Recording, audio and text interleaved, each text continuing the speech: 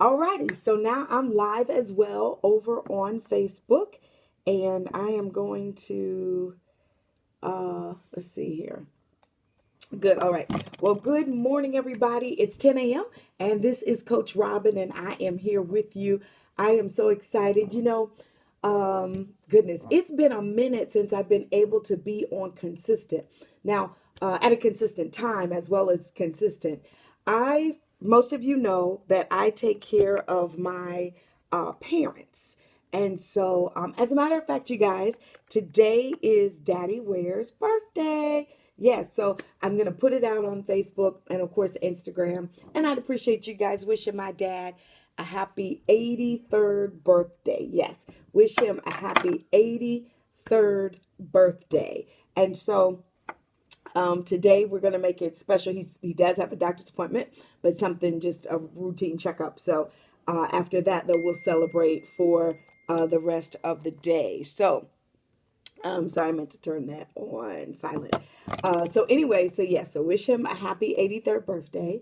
But in taking care of my parents, making sure they have what they need every morning when I'm in town, it really caused me to, slow down because I had to make sure that they were good. Well, the Lord has been so kind and blessed me. And so now I have hired a caretaker to assist me. And so the caretaker that I've hired is amazing. She comes in, she hits the ground running. She cooks their breakfast, she cleans their room, makes their bed, does their laundry, all of that, right? And she comes Monday through Friday. And it's just a tremendous blessing. And so it took the pressure off me. It took the pressure off of them because she can really, really cook. So, I can cook, right? But she can really cook. So my dad gives her all these, fancy menu items that he wants, from pancakes to French toast to this morning they had fried potatoes and smoked sausage and grits and eggs. I mean, that's a lot, right? But she loves to cook, so she's able to do all of that. So it's just a blessing. So it gave me my mornings back. So I am back on with you guys. 10 a.m. is going to be my go-to time. How do you guys feel about that? Let me know how you feel about that. 10 a.m. is the time that I am going to be hanging out with you guys. I left my computer over on the other desk, but I think I'm good. I think I can do this without having to go and get my computer. But let's see here. I want to, let me see. There it is. Okay, good. I'm going to load my Facebook comments so that I can see what you guys are saying. So good. Hey, Kristen. That's my cousin, y'all. She's saying good morning to me. Thank you. There's my Nisha. Glad to see you on as well. Good morning. There is Daniel, one of my students, one of my success sons. Glad to see you on. He's happy birthdays to Dadware, not Momware, but Dadware is 83 on this morning. So please, please, please wish him a happy birthday. So now I'm back. I'm going to be on Mondays and Tuesdays at 10 a.m. For those of you that are entrepreneurs and you follow me, and I'm always transparent. I have a client that is in Augusta, so I go to Augustus. Lord have mercy. I go to Augusta each week and meet with them and do work and all of that stuff. So that's why I'm not on Wednesdays. And then I'll try Thursday and Friday. We'll just kind of see. We'll play that by ear. But for the most part, Monday and Tuesday at 10 a.m., you will be able to hang out with me. So let me know. Good. I see you guys on there. Thank you so much for the comments. Again, spread your love on Instagram and Facebook. So, this, of course, oh, let me put my little logo up here. You guys know that I launched the Robin Ware Show, so I'm excited about that. And I was doing it on Monday nights, and so my schedule just didn't really work well to do that. So what I'm doing now is I'm doing recording content and loading it to YouTube so I can build up my YouTube channel. So make sure you guys subscribe on my YouTube channel, which is the Wear Agency. So I'll kind of talk about that. Maybe I'll go live and talk about, why I kind of went back and forth with, the Robin Ware Show and the Wear Agency and all that kind of stuff. But that's not what we're covering today. Today, we're going to be talking about 5 marketing musts for your ministry to attract holiday visitors. Everybody always says that visitors come to church, CME, and the C in CME is Christmas. So Christmas, Mother's Day, and Easter. And so it's time, this is November, it's time for you to have a plan in place so that you can attract visitors during the holiday, during the Christmas season. So before I get into the teaching, I've got just a couple housekeeping things that I want to share. I introduced it on yesterday, but I will be doing a webinar on tomorrow. I'm excited about that. It's a church crisis webinar. I did a teaching talking about Kanye comes to church. And again, I'm super excited that he is doing that. He is attracting people that most of us would never, ever be able to reach. And so, but just like all of us, there's some things that I'm not attracted to Kanye about. There's some things about me that some of you may not be attracted about. So that's cool.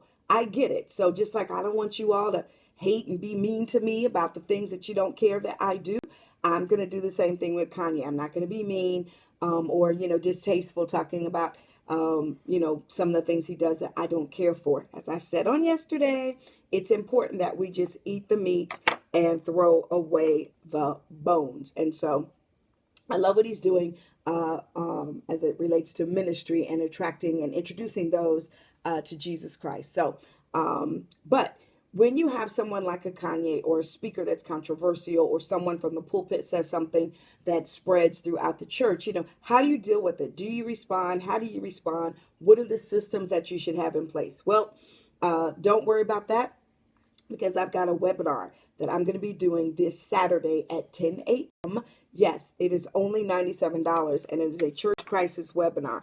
And, one of the things that you have to ask yourself when something happens, whether it be a natural disaster, an act of God or revenge or malevolence, where somebody tries to just attack the character of the church or the brand, what happens? What is the cost that you pay if you don't respond in timely as well as accurate fashion? Well, 3 things. Misinformation. People will start creating a narrative for you, and you don't want that. You want to make sure that you get to tell your narrative, that you get to let people know what's going on, what the plan is, and how they should move forward. The other thing is attendee distress. Your members get distressed.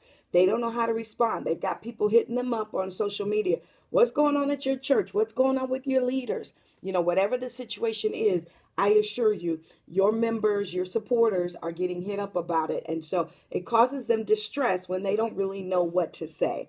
And then lastly, damage to your brand, to your name, and to your church. And so it's important that you know how to do this. So how to respond timely, and then of course accurately, and then in what formats, what mediums, what systems should you have in place to do that. So that will be this Saturday, and don't worry if you cannot attend live, you will get a copy of the training. Yeah, so you can take that training, you can share it with your ministry teams. I don't have any problem with that. I had somebody ask me, as a matter of fact, how do you feel about people that purchase your products and they share it with their ministry team?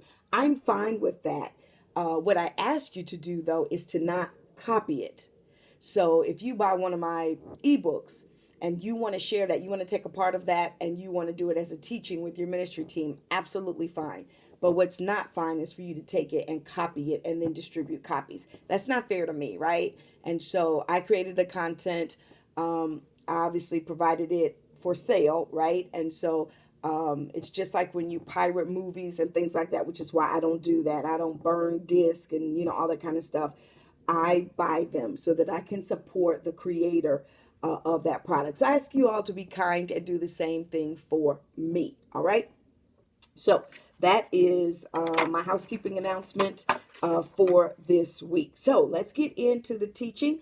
You, of course, can ask questions. Again, hello. Let me see who is on. Let's see here. Deborah's on. Thank you. Good morning, Deborah. Tamika is on. Jadarian is on. Glad to see you. Chandra is on. Hey, Sor. Glad to see you. There is Pastor Jason McSwain. Glad to see you on, sir. All right, good stuff. So, and everybody, of course, on Instagram. So, Look, I have to put my glasses on so I can look at Instagram and just shout you guys out. Let's see if I'm able to do that. I don't know if I can do it, you guys, because I am on my Instagram on the other page. So I don't know if it's going to let me do it. I don't think so. Well, I'm figuring this thing out. So I will make sure that next time I have the camera closer because I just can't read all those comments. But thank you guys for hanging out with me. So today we're talking about 5 marketing musts. Everybody type that in the comment box. 5 marketing musts for your ministry as it relates to Christmas and visitors and attracting them. Right? So let's see here. Let me just do this. While you guys, oh, I didn't tell you to please share the broadcast. Go ahead and do that while I get this slide going here. Share the broadcast. And for those of you on Facebook, please make sure you like the page so that we can stay connected and you will get updates as to when I go live. Because I want to make sure that you are well informed. All right. Let's see, for Christmas visitors, right? That's what we are talking about today. So I just want to make sure I had a graphic for that. Let's see here. All right, here we go. All right. Sorry about that. I should have done this before. Let's see here. There we go. All right. So let's see if I can add this. There we go. Okay. So I need to do one thing. And that is, there we go, lower that. So this is why I need to have my assistant here with me when I go live. And that's coming soon. Yes. So we'll talk about that as as I get closer to her regular schedule. But anyway, I just wanted to have that so that when I put the video up on YouTube, it will already have the graphic. And so 5 marketing musts for Christmas church visitors. It's really important that as we prepare for the Advent season, a lot of ministries celebrate the Advent season, which of course is celebrating leading up to the birth of Christ. And so as I teach in my book, let me see, can't believe I moved the book. We were here yesterday. I'll get a copy though, but in my brand new book, Wow Your Guest, I guess I can just put it on the screen. Yeah, there it is. Good. For my new book, Wow Your Guest, that it is important that you have a strategy as it relates to church growth. A lot of people think that you just have Sunday service and that your members are going to tell people about it. You can go on Facebook and post a flyer and, the people are going to come. And that couldn't be further from the truth. All right. Now, those are all important to do. We want members to go out and invite people. We do want to put our service information on Facebook. But if you treat that just like church announcements, and, we already know that people don't pay attention to church announcements. That's exactly what's going to happen. That could explain why your, I need to put this on. That can explain why your, church isn't experiencing the growth that you want to experience. So you need a strategy. And so for the holiday season, I have got some tips that I'm going to share with you that, in fact, some of them are coming straight from my book. One of the things I teach in the book is that you should teach in series. Yes, Netflix has changed our culture. It's no surprise that Disney came out with their own channel, their own streaming channel, Disney Plus. I promise you, other networks are on the way because they have figured out that people are jumping off of the cable bandwagon, right? They're jumping off of the cable bandwagon and they are jumping onto the streaming bandwagon. And so these networks are like, let me get out there and get this going so that I can get a large part of the pie. I think they said, Disney made $11 million that first day. $11 million the first day. Yes. So, um, they've taught us that when you put the content out there and you give all the episodes, that people will come back. They'll come back because they want to know what's going to happen the next week. They want to know what's going to happen the third week. They want to know what's going to happen the fourth week, and so on and so on. And so, because our culture is used to that, they always say the church is the last to adapt. I'm trying to help y'all to jump on board. This is a moving train. I don't need you to wait until you can see it, right? And then you get hit, right? I want you to go ahead and embrace this concept. Preach and teach in series. It helps people to follow along, to stay connected, to want to come back and see what's going to happen next, and just to take ownership of that storyline. Now, I know I'm talking about preaching. Don't think I've gone carnal talking about storylines. I'm just talking in marketing terminology. Okay, so it's important that if you want to embrace new strategies to change the growth pattern of your church, that you consider some of the things that I'm talking about. And again, they're in my new book. I consulted with a pastor recently, and I was sharing with them some of the services that I offer. And what they said to me was, I realize that my team and I have come as far as we can come. And it's time that we bring in someone from the outside. And so that's why we're calling you. And I applaud them for that, not just because they called me, but because they recognize that they need someone from the outside to not only bring in fresh ideas, but to also stir up what's inside of them. A lot of us, everything we need, not a lot of us, all of us, right? God designed us with everything that we needed to be who He created us to be. It's a matter of us doing the work to manifest it.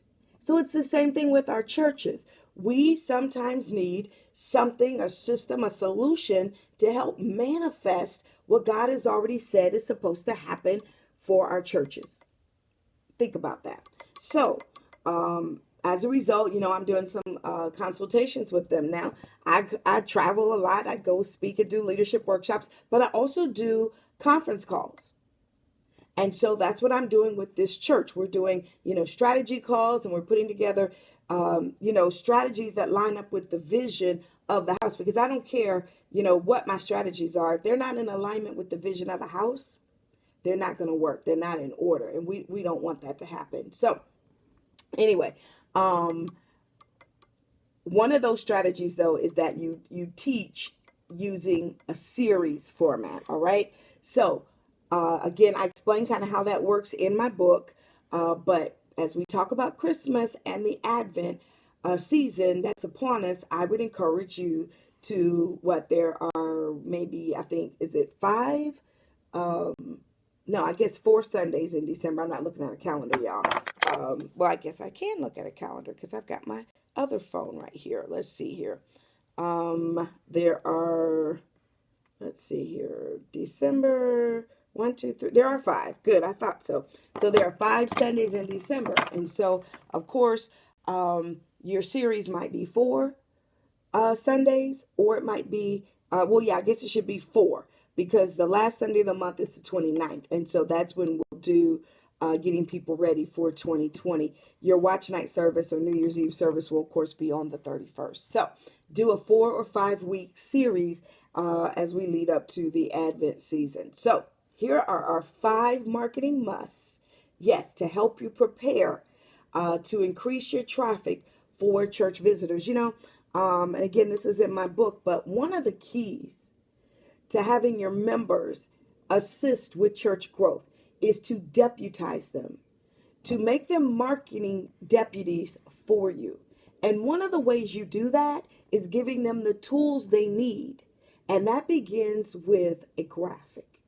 Now, a lot of times I see online that churches have graphics, which, is great, but the graphics need to be designed for church growth.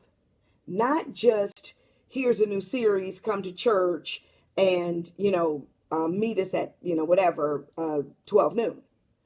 It should be something like use a play on words, use a current cultural phenomenon that you can put as a part of the graphic. Work with your graphic designer so that they can give you something that is eye-catching, that makes it easy for your member to share with a friend and start a conversation. A lot of members aren't comfortable inviting people to church. And so when you give them the tools, it makes it easier for them to start those conversations. So my number one tip is to create a graphic to promote your series, but it answers a question. Again, it starts the conversation, it makes the conversation easy, but also it answers the question for the viewer: what's in it for me? What problem or question is it going to solve for me? Or what type of enlightenment is it going to bring to me? Right? That's the concept. That's the theme that you should think about as you are designing your graph. All right. Number 2 is use video, like I'm doing. Use video. It's really important. Google, a lot of people ask me, well, Robin, how do we become number one on Google? Or how do we at least get on the first page for a Google search based on what our brand is? And the way you do that is to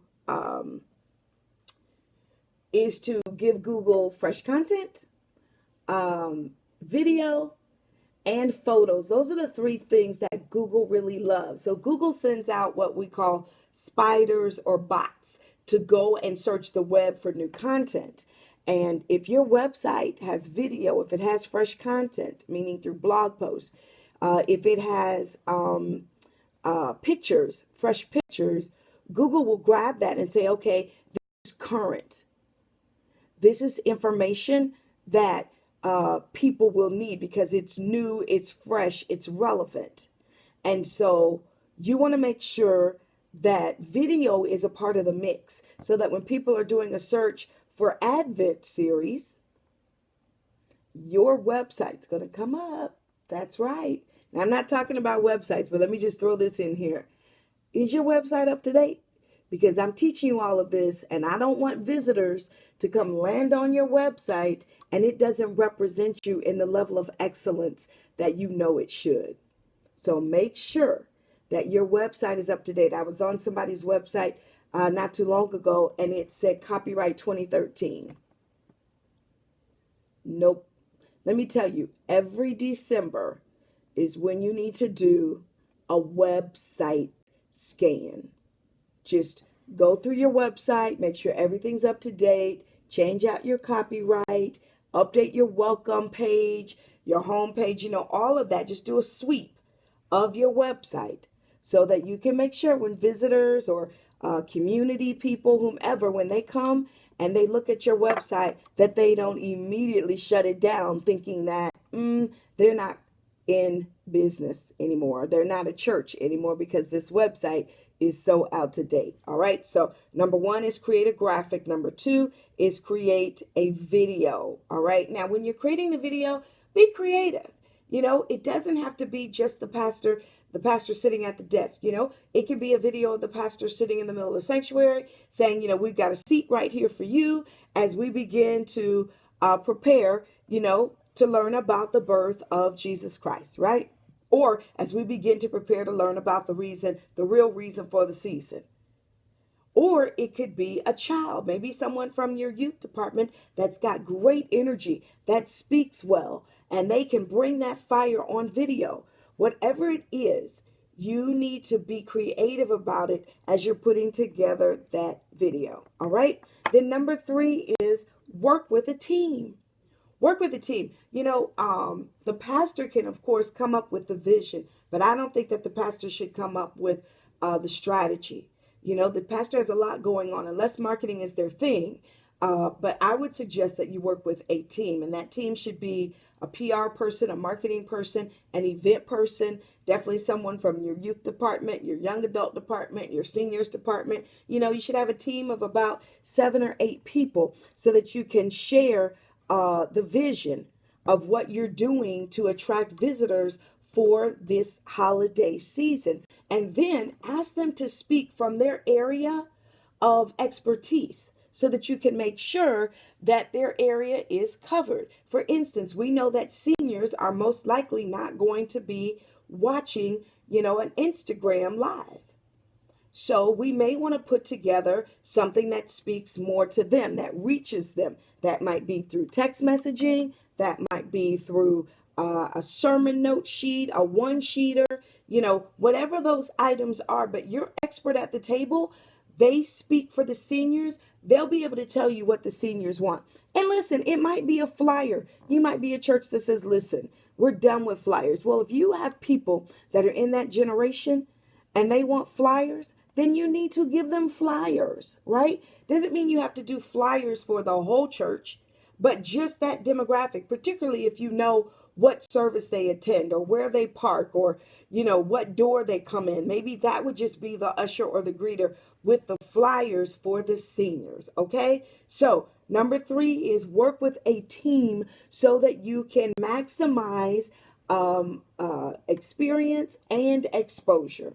Number 4 is, let me make sure, 1, 2, 3, 4. Make sure you take pictures inside of your worship experience. It's important that people get to feel the flavor or get a little taste of what happens inside of your sanctuary. Now, some of you may be saying, well, our church really isn't, decorated the way we want it to be decorated. Well, then stage it. Yeah, that's what they do when they sell houses. They stage them. It's the same thing in ministry. Just, bring in some chairs or tables, some decor. As a matter of fact, let me see if I can adjust my picture just a little bit here. And let's see here. Well, it looks like I'm not going to be able to do it, but that's okay. But I was going to show you, I've got all this decor going on around me. You can set that up. Just bring in props, things that makes the sanctuary look nice. It's getting ready for the holiday season. I know that you might not have your trees or your flowers or whatever you're doing as far as decor for the holiday season, but just bring it in, even if it's just for that video shoot. And then be sure to, incorporate photos from your worship experience. If you're going to record a video, you can record someone on camera like I'm doing right now, but then you can inset photos in the video. All right. And those photos should be from your live worship experience. And listen, everybody does this. So do not think what I'm about to say is, oh my God, I can't believe she's saying that. But everybody does this. Be strategic about how you take your pictures. All right? Be strategic about how you take your pictures. Do not take pictures of a section in your church that seats 80 people and there are 8 people in it. Don't do that. Absolutely not. You would be better off to get up close on those 8 people. And this is why you need a professional photographer. But have them use a lens or the effect that kind of blurs out the background so that you can just see those people worshiping, extending their hands, whatever, during that worship experience. But take pictures from different angles. And, you really need a photographer that's roaming throughout the entire service taking pictures. And then that way you have a large selection to choose from. All right. So again, everybody does it. I'm here to tell you. I know some of you think, oh my gosh, all these churches have all these people. It's not necessarily the case. A lot of it is because the way that the camera angles were taken, that the camera angle was done so that when the pictures were taken, they got the type of image they wanted. Now, I'm not saying, try to stage pictures with, 100 people and you've got 5 people in your church. That's not what I'm saying at all. I wouldn't advise you necessarily to take a picture of a live shot of the audience, but you could take a live shot of the lobby. You could take a live or picture of a live a greeter at the door welcoming people to come in your church, right? So there are different shots that you can take that will work for the size of ministry and where you are in ministry. for your church. All right. And then let's see, I think we are on number 5, and this is so important, and that is to put together a robust email campaign. Now, some of you may be using texting systems. You may not be using email. Email's king. Email is king. Now, texting works, but texting is immediate, right? People read their text and then they keep it moving. I always tell my students, don't do business by text. I don't. When people text me, I immediately try to airdrop it in a note or a Pages. I use Mac, so Pages is equivalent to Word, but I airdrop it so that it's on my computer, and then I can print it out, or I can, add it to an email, because that's how I manage what my requests are. So you definitely need an email marketing system, and I'll include a link that you all can use so that you can try a couple of my favorites. But you need to put together a robust email marketing campaign. Set up those emails, send them to your members, and then ask your members to share those with their friends. I'm telling you, I'm giving you tools that your members can use so that they can invite others to come during the holiday season. I'm telling you, CME, those are the 3 times a year that people are more open to visiting churches. And let's just be honest, the church has taken a hit this year. Social media has really exposed some churches in a negative light. And so for those of us that are the good guys, that are doing what we're supposed to do, we're churches of integrity, we have pastors that have outstanding character. Yes, it makes it difficult for people that are trying to witness and invite them to come, because we're just trying to make disciples. We're trying to honor what the Great Commandment asks us to do. So give them the tools to work with. So a robust email marketing campaign. At this point, we are 2 more weeks into November, and then we start December. I would probably, if I were just starting today, I would probably come up with about 7 emails. So, the first email would be, some sort of introduction about the ministry and, why we love our church. The second email would be the worship experience, and, here's a YouTube video so you can kind of check us out or whatever. And then I would talk about, I would always include in there that we want you to worship with us. You're invited during the holiday season to be a part of our, and then whatever your series is. And maybe you're going to offer, hot apple cider and donuts after church. This is the time to do that. Doesn't cost you a lot to get hot apple cider, donuts, hot chocolate, whatever. But get those items so that you can host a visitor's reception. See, I'm teaching from my book again. But you want to have items there to make it hospitable. Yes. So that when those visitors come, regardless if it is just one person, I want you to make sure that they feel welcome. Yep. They feel welcome, that, you've done all this work. Why would you do all this work, implement all this strategy, and then once the person gets there, not wow them? I want to help you make sure that you wow them. Be very intentional with your desire to wow people. All right. So I was teaching today our 5 marketing musts for Christmas visitors. I want you to do whatever it takes so that you can increase the number of visitors that worship at your church. All right. Thank you guys for hanging out with me. This has been, of course, another episode of the Robin Ware Show. I'm teaching today for my church visitors and teaching you how to wow them. Thank you for hanging out with me. I do take appointments. I take consultations. I do them free so that we can just kind of have a conversation about what your needs are. If you'd like that, please reach out to me.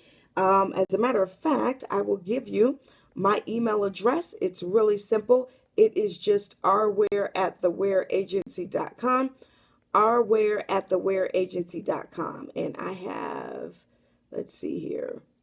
I have moved it. I'm so sorry. There it is. Okay, good. rware@thewareagency.com. You can send me an email, or you can go to my website and you can just go through my schedule and actually sign up to have a one-on-one with me. All right. Well, that is it, you guys. Let me see if you have any questions on Facebook. Let's see here.